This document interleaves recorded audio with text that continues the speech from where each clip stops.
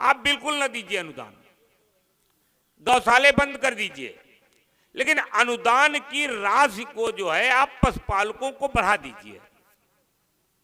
30 रुपए की जगह 100 रुपए का आप गाय पर अनुदान दे दीजिए। 100 रुपए का गाय पर अनुदान दे दीजिए। और गाय के साथ साथ एक बड़ी समस्या है, किसान कहता है गाय तो हम पाल लेंगे, लेकिन यदि बछड़ा हो गया तो मेला तो लगता नहीं, बछड़ा बेचेंगे कहां जाके।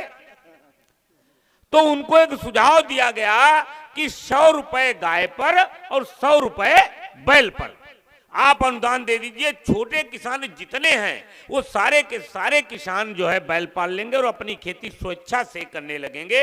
100 रुपए का अनुदान का मतलब 3000 रुपए पर मंथ का हुआ। 2000 रुपए आप दे रहे हो किसान सम्मान निधि का, बंद कर दीजिए। बैलों पर अनुदान दे दीजिए, हमारी पारंपरिक खेती पुनः वापस लौट आएगी। अब इतना डीजल महंगा है कि छोटा किसान 800-900 रुपए प्रति घंटे के हिसाब से जुताई करता है। सभी के पास तो ट्रैक्टर नहीं है ना। इस बात को बड़ा अच्छा लगा और एपीसी ने, मैं मंच से कहता हूं ये बात, और जो भी इसको बड़े डंके की चोट पे कह रहा हूं कि एपीसी ने मुझसे कहा था कि मैं उत्तर प्रदेश के मुख्यमंत्री जी को ये बात बताऊंगा और ये बहुत अच्छा सुझाव है, बाबा जल्दी मान लेंगे, ये तो बड़ा अच्छा सुझाव है, समस्या का निदान हो जाएगा।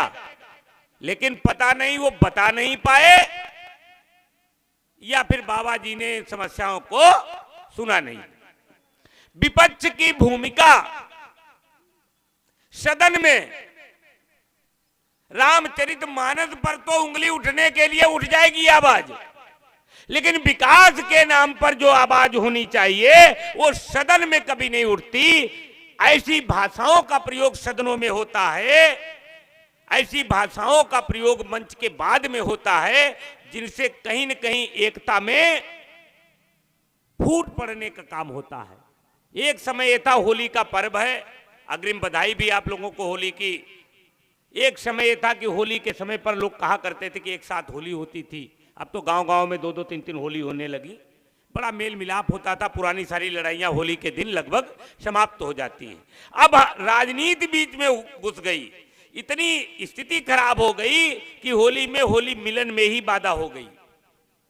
किसी ने होलिका को अपनी जाति का मान लिया तो किसी ने होली का स्वरूप बदल दिया और एक दूसरे से मिलने का जो एक सामाजिक वो था उस पर भी लोग विरोध करने लगे। आज की इस किसान सभा के माध्यम से मैं उत्तर प्रदेश की सरकार को ये बताना चाहता हूं कि ये किसान जुगनू की तरीके से जो जुड़े हुए हैं, निश्चित रूप से ये एक दिन सूरज का काम करेंगे और बड़ी बड़ी सरकारें धराशायी हो गई। जब किसान की आह निकलती है तो अच्छे से अच्छी सरकारें दोबारा सत्ता में नहीं आने का काम करती हैं। ये चीज भारतीय जनता पार्टी की सरकार को इस छोटी सी किसान सभा के माध्यम से मैं बताना चाहता हूं। ये किसान सभाएं होली के बाद से निरंतर शुरू होंगी और उत्तर प्रदेश के सभी जनपदों में, सभी ब्लॉकों में, सभी न्याय पंचायतों में होने का काम किया जाएगा। और इसके लिए 17 से 25 मार्च के बीच में कामन हाल लखनऊ दारुल सपा जो विधायक निवास है वहां पर एक बैठक, एक सम्मेलन का आयोजन होना है। पार्टी के महासचिव और किसान मोर्चा के अध्यक्ष जी को जिम्मेदारी मैं इस मंच के माध्यम से और व्यवहारिक रूप से भी दे रहा हूं कि उस कार्यक्रम का सफल आयोजन की अपनी जिम्मेदारी को निभाएं। और उसी दिन एक रणनीति बन जाएगी, क्योंकि वो कुशीनगर से आते हैं, पूर्वांचल की धरती से आते हैं और पूर्वांचल से भी ये अलग शुरुआत हो, पश्चिम से अलग होगी, बुंदेलखंड से अलग होगी। केवल समस्या गाय की नहीं है, गाय का तो 100% निदान है, लेकिन किसान की समस्या आय से भी है। किसान की आय दोगुनी नहीं हो रही। अभी आपने देखा होगा 20 दिन पहले 30 रुपए किलो गेहूं बिक गया। आज गेहूं का रेट क्या है जब गेहूं होने को, उत्पादन होने को जा रहा है? आज आलू की पोजीशन क्या है? आपके क्षेत्र में आलू होता है कि नहीं होता है मुझे नहीं पता, लेकिन मैं बता रहा हूं कि कन्नौज से लेकर के आगरा बेल्ट से लेकर के हरदोई की बेल्ट तक आलू की पोजीशन 200 रुपए कट्टी, 250 रुपए में छट्टा आलू बिक रहा है। क्या आलू में कितना लेबर लगता है, कितनी लागत लगती है कि किसान को उसका कुछ मिल पाएगा? कितना उसने संजोया होगा अपने बच्चों की शादी के लिए, बच्चों की पढ़ाई के लिए, तमाम सपनों के लिए, त्योहारों के लिए, अगली फसलों के लिए।